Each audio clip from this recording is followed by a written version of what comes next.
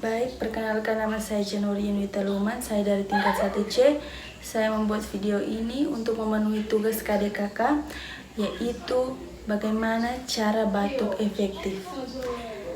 Berikut adalah video cara batuk efektif. Pertama, posisikan tubuh dalam keadaan duduk dengan kaki menyentuh lantai. Anda bisa duduk di kursi atau bersandar di tempat tidur.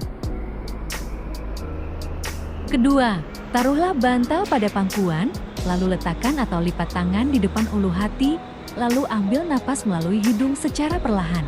Cara ini dilakukan untuk menekan pergerakan udara yang menyebabkan batuk. Ketiga, tarik napas dalam 4-5 kali. Selama mengambil napas, pertahankan bahu tetap rileks, yaitu posisi dada bagian atas tidak bergerak, dan biarkan rongga perut bergerak naik. Tahan napas selama 2-3 detik, hembuskan perlahan. Keempat, pada tarikan napas kelima, sebelum batuk condongkan badan sambil menekan lengan ke ulu hati terlebih dulu.